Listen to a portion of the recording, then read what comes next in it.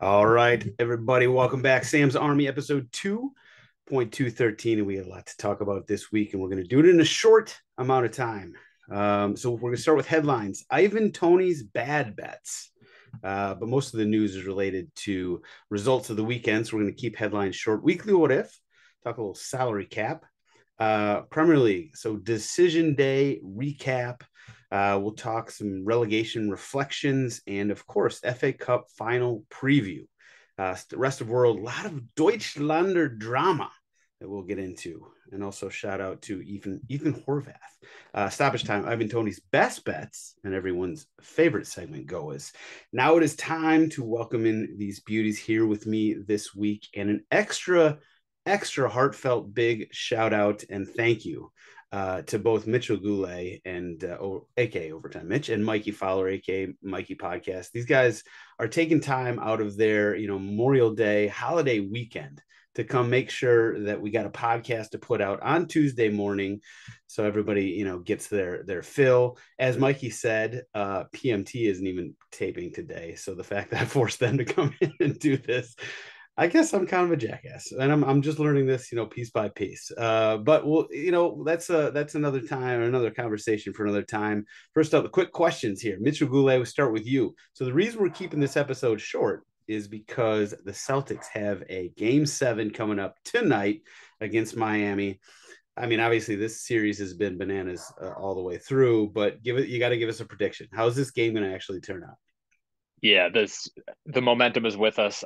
We have channeled the spirit of the 2004 Boston Red Sox in that 0-3 comeback against the Yankees. And if this happens, a lot of people want to talk about this.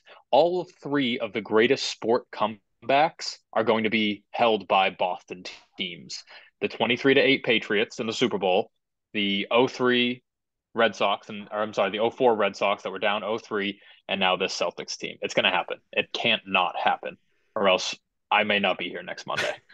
I'm glad we're taping before the game and not after the game, Yeah. just to make sure you're still with us. But you're right, Boston. Something you guys got, some deals with the devil. I don't know what's going on with that. You're right, though. If you guys pull this off, ridiculous. Next up, rounding out the crew, Mikey Fowler, fresh off gallivanting all around merry old England, watching soccer for, like, I don't know, a week, 10 days. I don't know how long you were out there, but welcome back. What was the highlight of the trip for us, Mikey? First of all, Mitch, I believe the phrase you're looking for is the energy has shifted. And it has indeed shifted back into Boston's favor. What was your question, Sam? I apologize. Highlight from the England trip. Oh man, just getting to see Larry have a few beers. That was pretty interesting. Got to see him let loose a little bit, see what NBA players are up to on their spare time. But no, Larry Nance Jr. did indeed hook me up with an England trip, and I'll be forever grateful for him and for you, Sam, for introducing us to this podcast. Just the middleman. Yeah. Okay. So now I don't feel so bad about making you work on Memorial Day. Well, Sam and I That's are what going to that, go on an exotic trip to North Carolina this week. So without you guys. That's true. It's fair true. enough. All right, headlines time. So the gory details of the charges against Ivan Toney were revealed.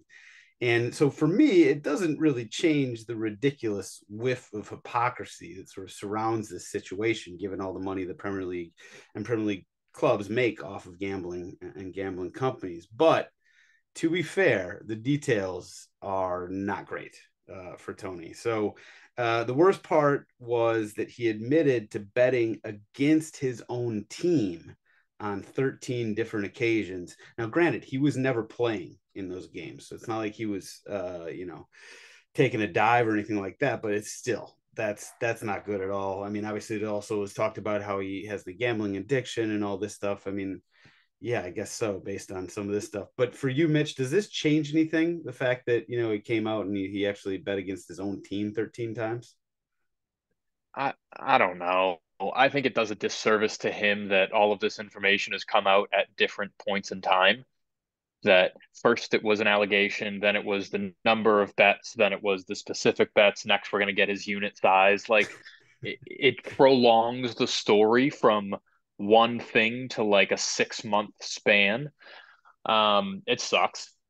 I don't know. Like you shouldn't be betting against your own team. He's not throwing games. We've already covered the fact that it's not the most moral thing you can do, but We've also discussed the deep hypocrisy that football has, the relationship with sports betting. It's pretty new too, from a commercial standpoint, and this is going to tell us how to navigate these waters going forward. Yeah, this won't be the last time that somebody gets caught up in something like this. Mikey, any thoughts? I think Mitch said that perfectly. I think one of the things that PR teams are responsible for this day and age is getting all the facts out early and letting people decide what they want to decide, then having it go away. We still haven't learned how much the amount is. We still haven't learned how he placed these, et cetera. So there's going to be more times where this story continues to take turns and stay in our news. And unfortunately for him, he's let this thing get way out of control. Yeah. And yeah, we probably won't see him for a while. I don't think even after 8 months, the teams are going to trust this character moving forward. I hope so. But, it's a really, really sad story, truly. Interesting. I mean, I think after 8 months, he's going to be right back at it. I mean, finding somebody who can score goals at a Premier League level, there's not a lot of guys that can do that.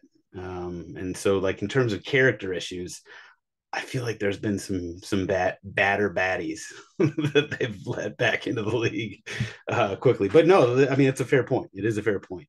So yeah, we'll see how that goes. I do think you make a good point though. The fact this is coming out so piecemeal over all the extended period of time, like just speaking for myself, I've got like the memory of like a squirrel, and so I would have forgotten about this already if it was not for the fact it keeps coming out like every month. I have a question. Why is he allowed in the stadium? Why was he in the tunnel? Why is he a part of the team activities? It just doesn't make a lot of sense to me. So you think he should be? No, I mean he was. They said he was in the tunnel during the lap of honor for Brentford. I mean, there's pictures of him all over the pitch. It's just I don't understand how they enforce rules over there. Truthfully, it just makes no sense. He should be True. done and away from the game. Well, true, but like, do you really think that benefits him or society? I feel like, the fact that he clearly fucked up and he admitted he fucked up and he's taken his penalty or punishment. I mean, I feel like having him part of be at the team, you just can't play. That's your punishment. You can't play. I'm okay with that. I'm okay with keeping him around the team, keeping him in the culture.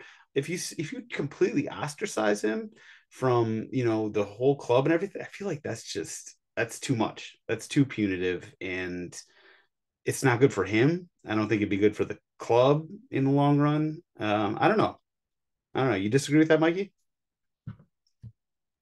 Yeah, I mean, boo-hoo. Like if Okay. it's too good for him, like he made a mistake. So I don't know. I understand. All right. Last headline, as Mitch already teased, North Carolina is the place to be this week. TST 7v7 $1 million tournament is, oh boy, rent's coming due this week. I cannot wait to get down there. Mitch actually beat me down there. He's at a lovely Airbnb in Cary or Raleigh or somewhere around there. So anybody in the area, come find Mitch, come find me. If you're not in the area, I'm sure his, socials will be, posting all sorts of stuff. I know I will be posting constantly, sort of behind the scenes, sort of giving people a lay of the land, what Sneaky Fox FC is all about and all the guys on the team. So get your mind right. Be ready to root for Sneaky Fox FC. And yeah, you can find it on Peacock. I know it's streaming, and other places as well. But check that out. Be sure to check it out. Also, obviously, Mitch is on assignment there, so Yeah, I'll be on duty all weekend. It's crazy to me though that I get to see Arsenal play on Peacock one week, and then I have to see you play on Peacock the next week. I know. That's democratization of soccer. It's finest right there. Listen, I think my number one uh whatever job description for this tournament, it's not scoring goals. It's number one, dropping some memes, probably some Yep. dangling on the opponents. Number two, mental warfare. And number three, it's probably find who we're supposed to be playing the next day and trying to get them drunk that night, keep them out late. That's going to be I think Jay Demerit's with me on that. Kyle Martino as well. We got a whole game plan here, and not Vibe warfare. Oh yeah, oh yeah. What am I? Director of soccer operations and vibes, and GM, but I think mostly just mental warfare is my main thing. Can't wait. It really should be a lot of fun. So check that out. Now it is time to hit the weekly what if. So shout out to Ryan Daly, who sent this one in on Instagram. What if the Premier League instituted a salary cap? I know this is something that, people have talked about in probably for years, because listen, it does feel like we've reached a tipping point in a certain sense. Maybe something has to change given just how goddamn good Man City is these days. So Mitch, I think you got a quick response here. What are your thoughts? What if we just enforced the financial rules that we already have in place?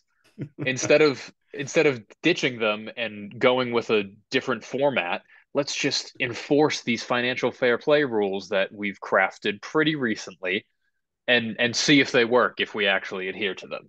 That's God the forbid. craziest what if I've ever I heard. know. It's bizarre.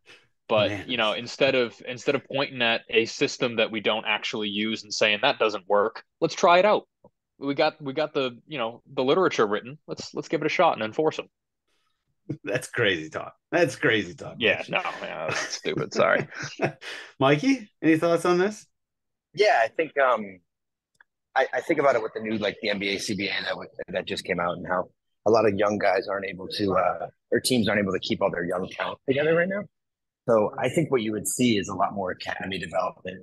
You'd have 4 or 5 starters on every outfield 11, be somebody under the age of 22, 23, homegrown. I think it might be good for everybody. So, while Newcastle is an impressive stadium, I definitely want to see this enforced in the near future. So hopefully.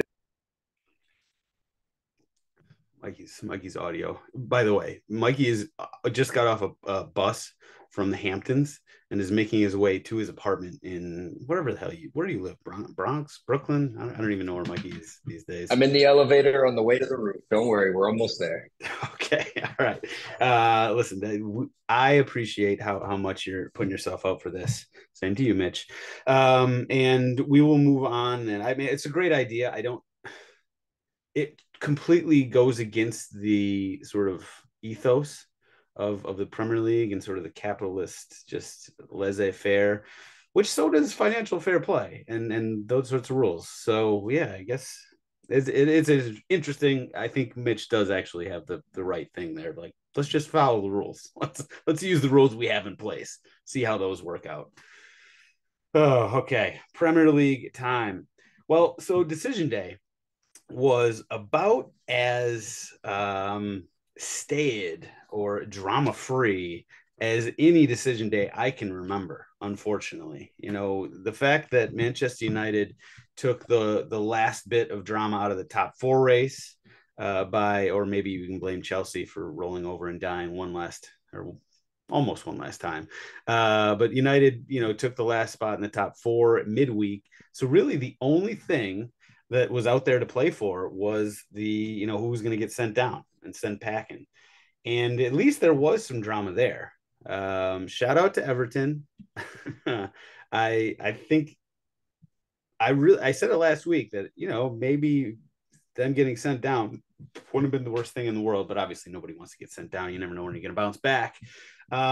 Mikey, what were your thoughts on sort of that relegation battle, how it played out? The fact that, Leeds just didn't do anything over the last few weeks. Leicester kind of tried to, make a little last gasp comeback, and Everton just did barely enough to stay up. What were your thoughts? So my main takeaway, the number one thing that popped into my head, was that there's no substitute for actually doing the work. Sean Dyche was the winner of this bottom half of the table for me in the last 2 months and what he's done with Everton. I think when you look at Big Sam and you look at Sean Dyche and you look at guys that pretend to do what Sean Dyche does, which is simplify, defend, play direct, get results, I guess. Sean is really the only one, and he knows the only players that can actually execute that kind of system. So I think he's earned a lot of respect in my books for doing something that, he got the job done. He did what he needed to do, and I think there's a lot of managers that could learn a thing or two from him. My main takeaway, other than that, though, was just that you can pretty much tell immediately when Leicester play like that they were a team that needed to get their ass kicked a couple times during the year by a manager or somebody who they respected, because that team far too talented to go down. The individuals, I'm sorry, are far too talented to go down. But a team that only plays when they need to is not going to find success in a format like the Premier League. I know the Boston Celtics do that, but that's a whole different fucking story. Leicester needed to have more accountability, and they just didn't. So Sean Dyche is the winner in my book, and I think Leicester, pretty disappointing, and I think it's going to be a really ugly stain on the careers of all those players. Yeah, I mean, it's crazy, right? This is a club that less than a decade ago won the Premier League. And I think that they probably deserve the credit they got. The few years after that, it seemed like they were really sort of, putting the money to good use and seeming like they had some longevity to it. And it's just, man, the wheels fell off really quick. Mitch, any thoughts here? That shows how fickle that success can be. And it shows how much of a flash in the pan that Leicester champion or league title was. That Crazy. was unheard of. Agree with all of what Mikey said. Everton looked the team that deserved to stay up on that last day. They were playing for it. You could see it. Leicester didn't have it. They didn't have it on the day. Even the player, they were trying hard, but they didn't have the quality to stay up. I don't know. It was a bit of a boring day with nobody at the top to play for. The top four race wasn't anything spectacular. I was more sad than excited because they were showing the one team that stayed up and then the two teams that were getting relegated. And it's like, oh, we don't even have a reason to celebrate. We just have Everton, the team we all expected to kind of staying up, and then these other two teams going down. Huge disappointment with Tottenham not getting a Conference League spot. I really was gutted. I truly was upset. Dave, how do you feel about that? Would you have rather to get that, or you don't? Oh no, want I was that kind of a schedule? 100% No? get us the fuck out of Europe. The only thing the Conference League would have helped was to give Levy some money, and you know what? That's not my concern. He's doing fine. He's doing just fine. This team needed, an overhaul. Hopefully, we're gonna get it this summer. And kind of like Chelsea, we're not. I think the difference between us and Chelsea is we have Harry Kane, and hopefully we continue to have Harry Kane, because if we don't, oh my God, I don't know what's going to happen to this team. But no, I was very, very happy that Aston Villa held on against Brighton and took the. First of all, Aston Villa deserved it a lot more than we did. So did Brighton, so did all the teams that finished ahead of us. But also, I think it's better for them. Like, I think that it's great that Villa is going to have some, to play in Europe, and Brighton's going to play in Can we Europe. talk about the turnaround Villa had this? I mean, Unai Emery takes most of this credit, but we were talking about them like early season, talking about relegation. Yeah, they were in the same bracket. I had them in the bottom five. Everton and Villa. Yeah, they were in that conversation. Yeah, and Unai Emery came in just. And now they're in Europe. But and they've got some young players too. To be fair, coming into the season, that's kind of where I had them, in that sort of 6, 7, 8 range. So the fact they started so bad, I mean, maybe it's just a black mark on Steven Gerrard's coaching resume, maybe. I mean, I don't know. He both, yeah. Like, I know he gets a lot of shit, just like Lampard does. He gets a lot of shit online. But if you look at his record, like, he actually did a really good job with Rangers. So it's not like he, is just a completely shit manager. It just didn't work. That's a like perennial top 3 team in that Scottish Premier League, though. Yeah, true. Perennial top 2, but at the same time, he came in and took Rangers. This is a Rangers team that hadn't won the title, and it was really a one-team race. Celtic had just dominated Scotland forever. Yep. And, he got Rangers back up into the mix, a top 2, as everybody, the whole firm. Anything else? I mean, like, what about that? Some of the games that didn't matter at all, Southampton, Liverpool especially, were actually a hell of a lot of fun. That goes against my ethos to watch them, especially bet on them. I'm always about motivation. I feel like, Mitch, you disagree with me on that. You like going with those games that don't matter. I made some money with those garbage games this weekend. That was some fun. Oh, I did not. I did not. Overs train keeps crashing on me. But Brentford, give Brentford some credit. They did the double on City. Now, watching City these last few weeks, they drew with Leicester, or no, Brighton, and then and then lost to Brentford. Listen, City did not give one single fuck about those games. No, you saw the lineup they put out there. They didn't give, and granted, those lineups are still like stacked, but they gave no fucks about that game. And I was hearing sort of the announcers talking about, oh, how incredible it is that Brentford beat City, and like how Brighton, drew City. City did not give a shit. Like, let's call it what it is. Other games though, Arsenal 5-0. I did see that one coming. Tottenham Leeds. So this is Leeds are the last team to go down. We've already talked about Southampton. In fact, they've been dead and buried forever. Leeds, and it really pains me to say this, they deserve to go down. Like this, the way they played the last few months. You could tie it back to Marsh getting sent packing. Honestly, I think it was the Tyler Adams injury was perhaps the biggest problem that they were facing. But they were just so bad coming down the stretch. You just can't, like, they laid so many eggs, and they didn't necessarily look like they really wanted it.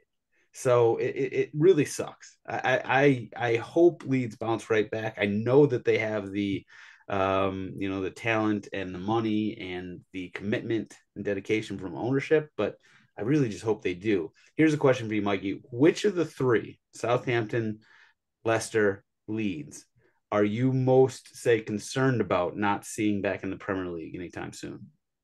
So I think the obvious answer here is Leeds. I think that there's a lot of dissent and turmoil, but for my sake, I can't help but look at that Leicester team and think that they're going to get picked apart by vultures in this summer, and they're going to have a lot of issues coming back up next year. I don't know if you've been seeing those graphics circulating of the 24 teams in the Championship and the 20 teams in the Premier League, and how there's more Premier League pedigree in the Championship than there is currently in the Premier League, with all the names of the teams down there. I think that this next version of the Championship next season is going to be an absolute gauntlet, and what you're going to need are tried and tested and professional players. I think Leeds have a few. They've gone up more recently.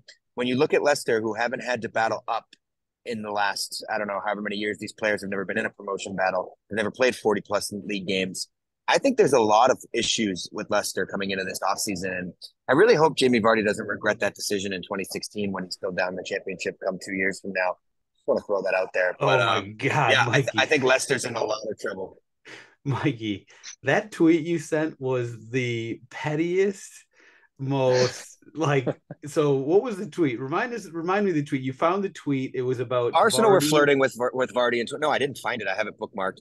He had been flirting with Arsene Wenger in 2016 and re-signed with, kind of strung us along, and then re-signed with Leicester and made a big announcement that it wasn't even a big decision, not a big club, et cetera, et cetera. So I've been thinking about that for the last 7 years of my life, and I'm very, very happy to say that he's going to be enjoying running around the Championship. His roller coaster went up and then is now slowly falling back down, and I hope he enjoys the ride on the way back. Man, you said that tweet 10 minutes after Leicester had just been relegated. Their fans probably are Fuck Jamie Vardy.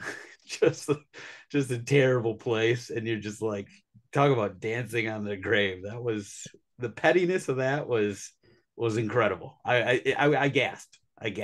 It was that petty. Thank you. I think Leicester are really going to have a trouble getting back up, though. I really do. I don't think they're nearly going to be deep enough. I don't think they are equipped to do this. They need to hire somebody who knows what they're doing down there, because that team needs 10 to 12 new players. They're going to lose guys like Daka, guys like Nacho, Shrewsbury Hall's not going to do that anymore. Tielemans, Madison. They are in. I was even talking more fringe than the Stars, but they are in a lot of trouble.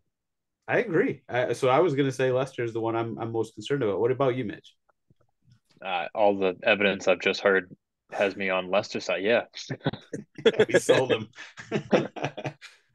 Yeah, we'll see. You're right though. Leeds and Southampton, man, they got guys in that locker room that have been promoted. Yeah. Well, Leeds have. Yeah. So we'll see. Okay, quickly on the Premier League before we close out, two things. First of all, we got to give flowers to the winners of the Sam's Army FPL League.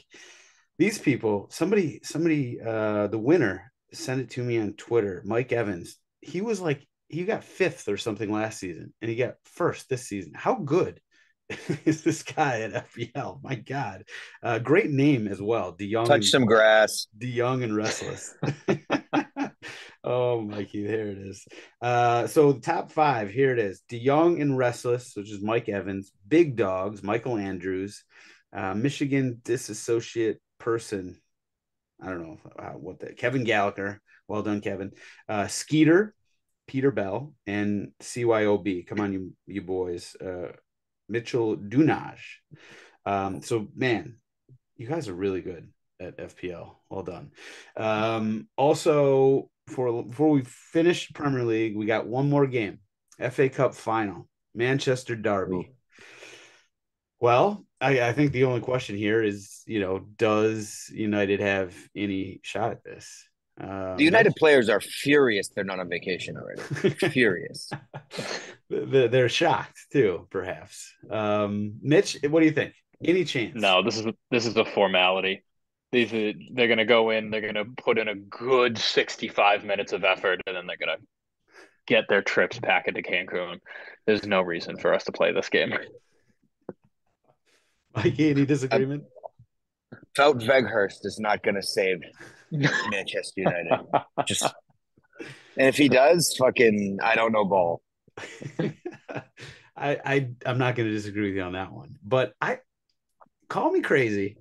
I think United have a chance at this. Oh, mostly based on what? Based on the fact that City is their 97% of their focus, energy, dedication, commitment is winning the Champions League, right? FA Cup. I mean, yeah, it's nice. It's great. It is an important historical, trophy. It means something.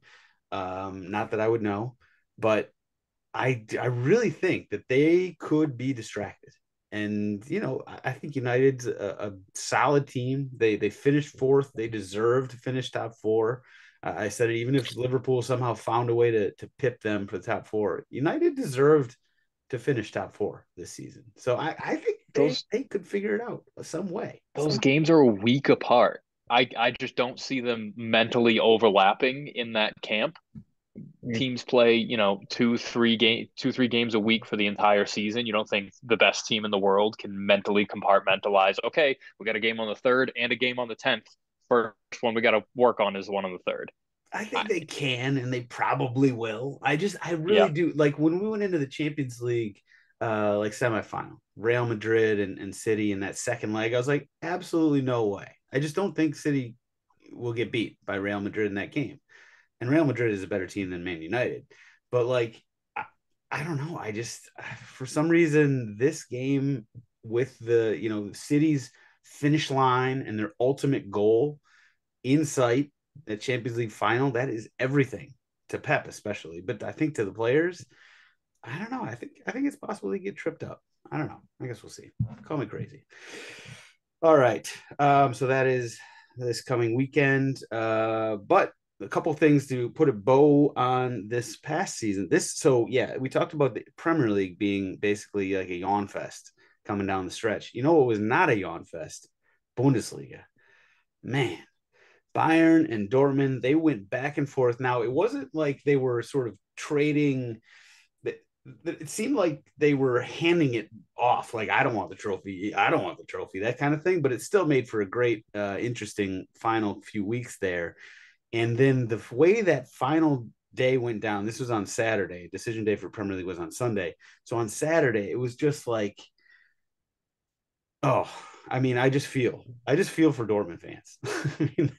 they've been through this before, and being so close, and they could taste it. All they had to do was win at home against Mainz. That's all they had to do. And yet 25 minutes into the game, they're already down 2-0. And it's like, oh my God, what is happening? What is Mainz business playing spoiler and going away and then going up 2-0 in the first 20 minutes? Where's the motivation there? I mean, it's a professional performance, I suppose. Professional performance. They basically had 2 looks and they scored them both. One was a corner, so it was tough. And Dortmund got a penalty. Hilaire's penalty was saved. I mean, just like everything that could go wrong was going wrong. And yet I still felt like at halftime, you know what? They could easily turn this around. And Yeah. it just kept going. It just kept going with nothing happening. Finally, Dortmund added Gio Reyna in I think it was the 63rd minute, and he brought more to the table than anybody else, on the field for Mainz and Dortmund. He made one. He set up the first goal so Dortmund got one back, and I think it was 69th minute. And he like almost scored one himself. I think he got the assist on the stoppage time, just last gasp equalizer from Sula, which by the way was just like as if he could find it just gave Dortmund Yeah. just a little bit of life. And then, of course, 5 seconds later, they call it. I mean, I don't know. I just felt so bad for Dortmund fans. I don't know. Any thoughts on how it went down, Mikey? People are saying Marco Royce doesn't have that dog in him, apparently. No, of course, you feel sympathy for them on a human level, but after the year that Gio Reyna's family has had, I don't think that this narrative is all too odd or random.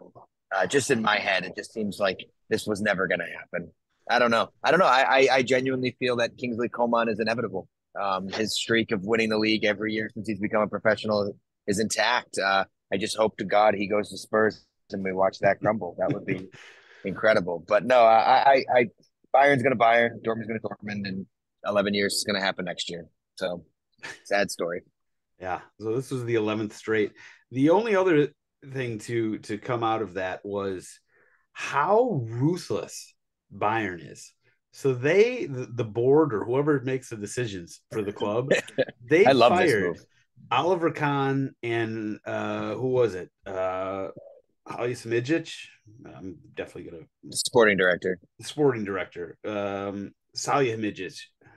Somebody just will correct me on that. Nailed it. Yeah, I nailed that one.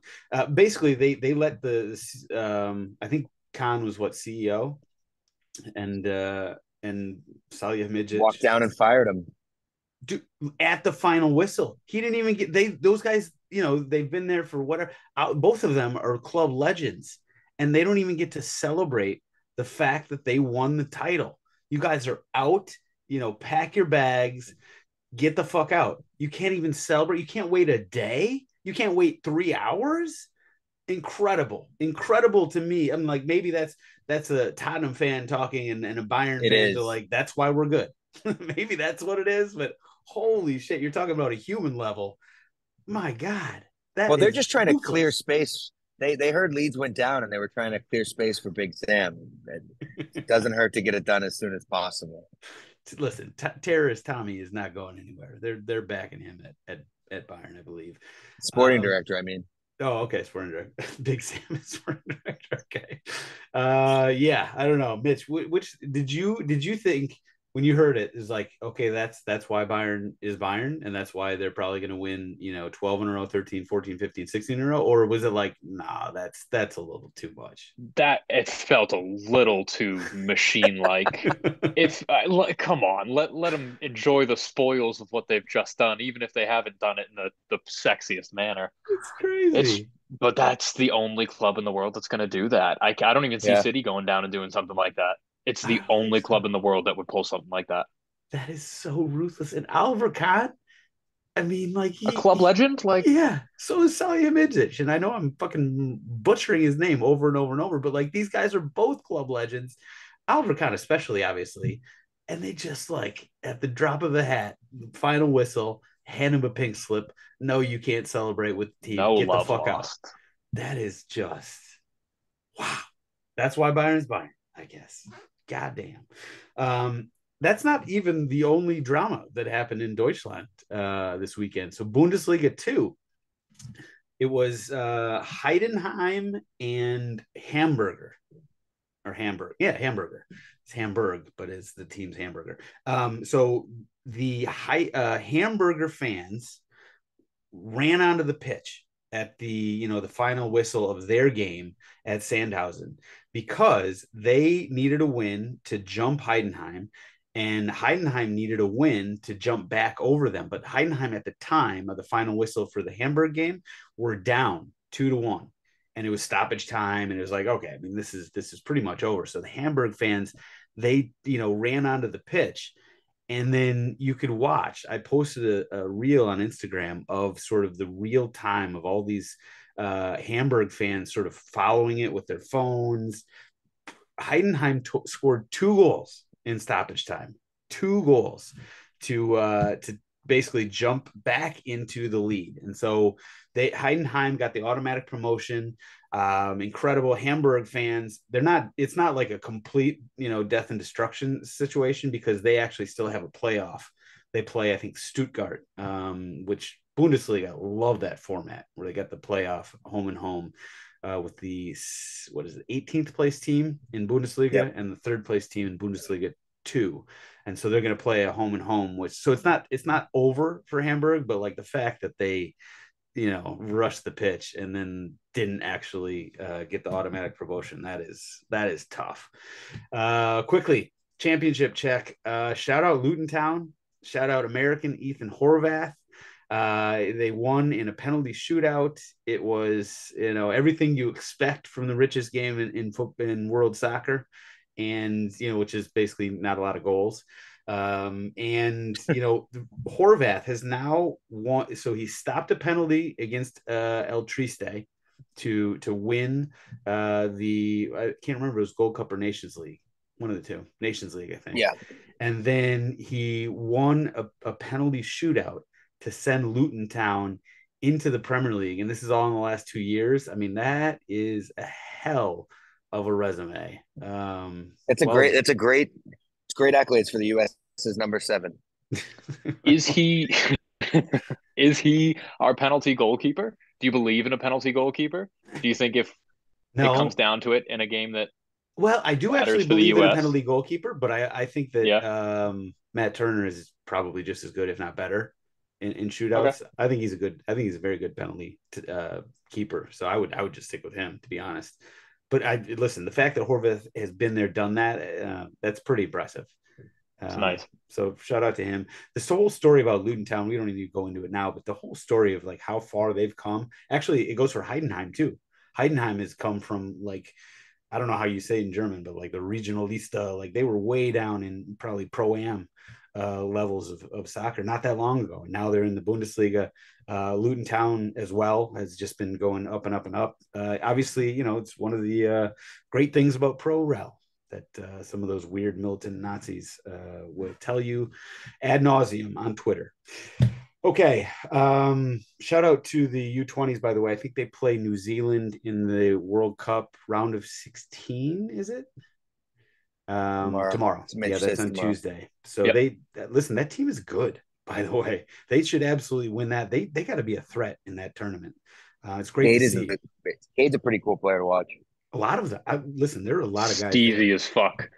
The kid plays like he's a bull at a china shop, but he turns like he's on rails. Like the kid can hoop.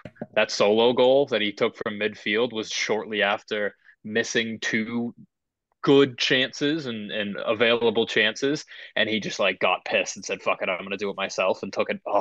Oh, love to see that guy. This is like his 4th, 5th year at the senior level too in MLS. I know. He's got to be linked to Europe somewhere, right? You would think. Child. You would think. I mean, like when he turns it on, that guy is just like man against boys. Even though like American he's Dan supposed to be James. The boy. Yeah, I guess we'll see. We'll see. All right, stoppage time. Let's wrap this up real quick. Mitch has got some Celtics to watch. So Ivan Toney's best bets. What even is going on? It feels like it's in bad taste now. Is it? I feel like it's always been in bad taste. I don't care. Yeah. I think that's why I did it. Obviously. Listen, you always, Mikey, I'm going to always give you credit for that one. I didn't think of it. That was a great shout. So I mean, I'll go first. I don't know if you guys have anything off the top of your tongue, but I'm sticking with my overtrain, even though the overtrain has not had it's been a couple tough weeks here. But Melbourne City and Central Coast Mariners are playing in the A-League. Listen, I am all about A-League. They do nothing but score a million goddamn goals. And so this is the final A-League men's final on, I think, Saturday. I mean, it's Friday night, Saturday morning, 4:45 a.m. for those of us who are committed to it, to the overtrain. Over Melbourne City and Central Coast Mariners. This absolutely will go over. That is a Sam Fam promise. Money back guarantee. Check with Big Cat if you actually want your money back. So that's my pick. I got some other ones with Belgium and some other leagues, Turkey that's still going on. Listen, I do my research on overs. Anybody needs one, hit me up on Instagram or Twitter. Mitch, you got anything for us? I do. Like we've established, I kind of like those garbage games that don't really mean a lot. I like Lens to beat Alger. I think I'm butchering that. Second place in Ligue 1 against the 16th in Ligue 1. You're going to get plus money on the money line. And then you can parlay that with Nantes to beat Angers, who are absolute bottom of the table. Nantes is fighting relegation. Whoever wins, I'm sorry, if Nantes win, they stay up. If they lose, they go down. So put those together, you're at plus 213. That is an absolute shotgun of a parlay, but it's going to hit because I put no thought into it. I like it. Listen, Mikey's already a little jealous that you took his league on and ran with it. What do you got for us, Mikey? So the only thing left in Serie A that matters that is Verona versus Spezia relegation battle. And I unfortunately have watched a lot of Spezia, and I've also watched a lot of Roma. And I think Spezia is going to win the game against Roma because Roma is going to win the Europa League and party like there's no tomorrow. So I like Spezia to beat Roma on the road on Sunday, June the 4th. Verona will then lose to Milan. Spezia will stay up. That's my goal. I like it. And if you want to get really specific, Verdi from Spezia is going to score the goal. So I think that's my absolute lock of the year. Okay, I like it. Way out there, but you sound confident. So I guess Daniele Verdi, he's going to score. All right, let's wrap it up. Go is time. Everybody's favorite segment. Mitch, you want to do the honors here? Yeah, I might be taking some, but it's two people. It's a father and son. It's Dean and Josh Windass, who both scored game-winning goals in a playoff final to send Hull City up. So I'm sorry, well, Hull City and Sheffield Wednesday, respectively, but both a father and a son scoring a goal on that biggest stage to send their club up for promotion is like crazy sports fantasy shit. And that's just a good feel-good goa for you. I like it. Well done. Well done. And Sheffield Wednesday is back. I love Sheffield Wednesday's name. Oh, I'm a big Sheffield Wednesday fan. I love that name. So I'm glad. Nottingham Forest and Sheffield Wednesday are the two that for some reason they just sort of stick out in my mind. And by the way, we probably should have given some teams some flowers. Nottingham Forest, Bournemouth, some teams that stayed up. Like, well, shout out to them because the fact that they made it. Well done. Especially Forest. I know that. They had a tough season. I was like sort of following along with Chief and Dan, a couple of Forest fans, and they had a tough season. But you know what? You made it. Live to fight another season. Well done, boys. Mikey, what do you got in go with? Just to put a nice bow on this negativity that I've been bringing today, I'm going to give it to the agent of Mariano, the Real Madrid striker. Apparently, he approached Real Madrid to re-engage in contract talks, and within seconds was yelled out of the building and told no. So I love the hustle of that. And then a second one also coming out of Madrid is Eden Hazard has decided that he wants to just run down his contract, not play. So he openly said, I know they want to get rid of me and get rid of the salary, but we signed a contract and I'm happy to sit here and not play. So just a fucking dumpster fire in Madrid. Benzema's probably going to leave. I commend all the things that happen in the league offseason, and I'm looking forward to a summer of joy watching what happens in Madrid. A lot of drama, always drama. I mean, there's going to be drama in Barcelona. There's going to be drama in Real Madrid. There's all these talk of Jude Bellingham is headed to Real Madrid. And I actually hadn't heard that about Eden Hazard, but it does not surprise me at all. That guy is such an enigma. The fact that he just went to and there was always the talk of him when he was at Chelsea. You'd watch him at practice and he'd be shit. And then he'd get in the game and he would just turn it on and he just stopped turning it on. He just stopped, which is just Makes sense. just incredible. And so on brand for him to be like, nah, I'm just gonna chill here. I'm okay. Oh, good. All right. They can afford it. I saw some tweet because he's got a kid who plays at Real Madrid as well, who's apparently scored way more goals for Real Madrid than Eden Hazard, which is actually kind of funny. Not surprising though, if you've been following Hazard with Real Madrid. Okay, a couple ones for me. Shout out to Xavi Simons. This he's a kid baller, man. is so good. I've been watching a lot of Netherlands Eredivisie because of my overtrain obsession. And oh my God, this guy, I've seen a lot of him this season. He is the real deal. He scored a brace this weekend against AZ. That guy is so good. Other honorable mentions, Mikey Fowler for that tweet, which was so petty and just took my breath away. The absolute inhumanity of it. It was just like, oh my God. I didn't know that you had that in you, Mikey. Well done. Thanks. Also, Javier Tebas. Just a banner week for the La Liga, chairman or president or whatever the hell his title is. So first he basically, kind of downplayed the situation with Vinicius, which, I mean, granted, finally it seems like maybe La Liga might do something a little more substantive again about this whole racism thing. But first of all, we'll hold, I'm not going to hold my breath. We'll see. Holding up a banner saying no to racism doesn't quite cut it. But first Tebas basically, said, well, Vinicius shouldn't have wound up the opposing crowd or something like that. Or maybe it was like, not great. And other players like Ronnie and Messi get way more shit or something like that. It was he's just not the way. He needs a PR guy, apparently.